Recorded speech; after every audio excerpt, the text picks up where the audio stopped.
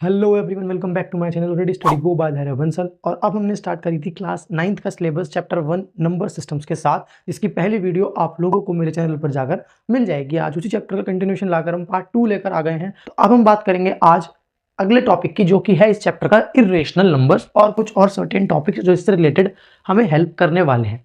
अच्छा, पहली वीडियो में मैंने रेशनल नंबर्स की बात करी थी, क्या होते हैं, कैसे होते हैं, कुछ सर्टेन क्वेश्चंस जो हमारे एनसीईआरटी के प्रोस्पेक्टिव से इंपॉर्टेंट थे और बेसिकली थे भी वो सारे एनसीईआरटी के ही, तो आप लोग जाकर मेरी वीडियोस देख सकते हो वो वाली। अब हम अगर बात करें इर्रेशनल नंबर की, तो देखो इर्रेशनल नंबर क्या होते हैं। इर्रेशनल नंबर वो नंबर्स हैं, हमने बात करी थी रेशनल नंबर्स की, जिनको हम पी अपॉन क्यू की फॉर्म में लिख सकते हैं। इर्रेशनल नंबर्स वो नंबर्स होते हैं जिनको मैं पी अपॉन क्यू की फॉर्म में नहीं लिख सकता। The numbers that can not be written in the form of p upon q are known as irrational numbers.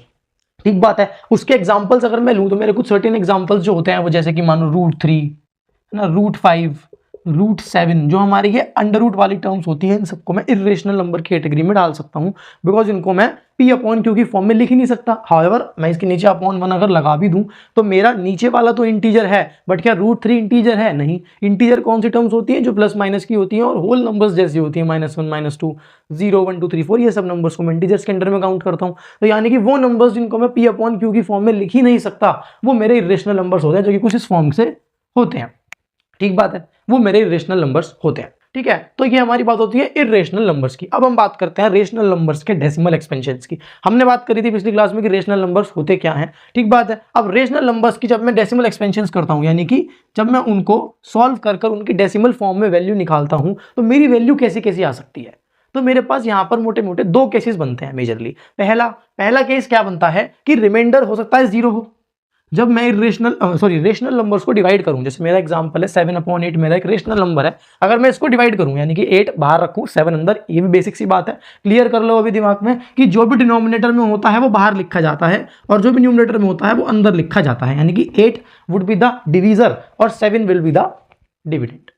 ठीक बात है। तो जब मेरे रेशनल नंबर्स जो हैं और मैंने उनको मान लो डिवाइड करा, अपने रेशनल नंबर को डेसिमल फॉर्म में निकालने की कोशिश करी और मेरा रिमाइंडर क्या आया? 0 आया। बेसिकली मेरा पूरा रेशनल नंबर एग्जैक्ट फॉर्म में सॉल्व होकर मुझे एक पर्टिकुलर क्वोशिएंट मिल गया, चाहे वो पॉइंट्स में है या नहीं है, डायरेक्ट डिपेंडेंसी है वो। तो ऐसे डेसिमल्स को मैं क्या बोलता हूं? Terminating decimals.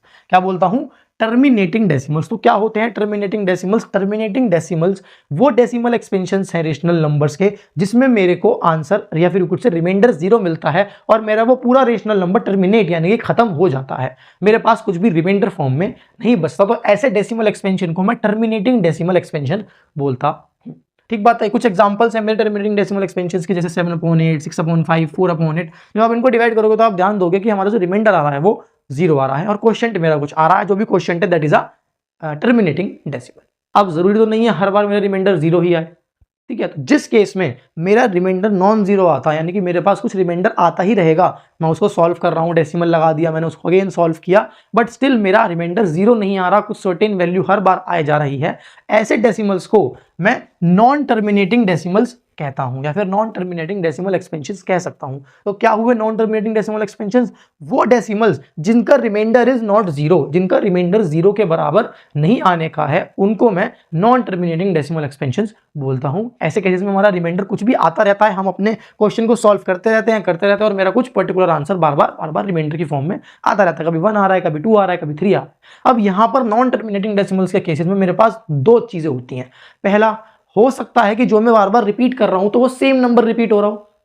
जैसे कि इमेजिन करो मैंने डिवाइड करा 10/3, जब मैं 10 को 3 से डिवाइड करूंगा तो मेरा क्या बनेगा? ऑन डिवाइडिंग 10/3 क्या बनता है? 3 3 9, 1 बचा। ठीक बात है। फिर मैंने यहाँ पे डेसिमल लगाकर 0 लगाया, फिर से 3 3 9, फिर 1 बचा, फिर 0 लगाया, फिर 3 3 9, फिर 1 बचा, फिर मैंने 0 लगाया, और ये चीज कंटिन्यूएशन में चलती रहती है।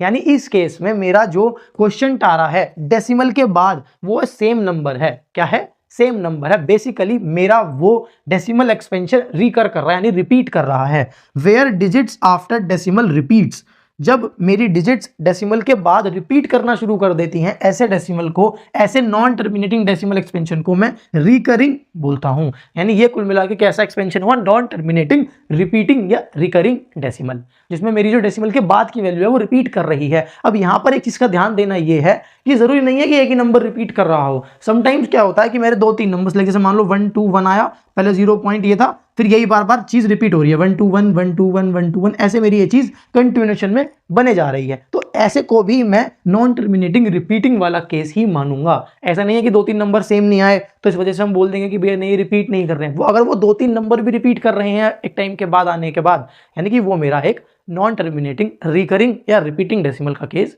बनता है। ठीक बात है। और हमारा एग्जांपल जैसे 10 अपॉन अगर मैं 9 ले लूं तो यहाँ पे 1.1111111 आता रहेगा बार बार।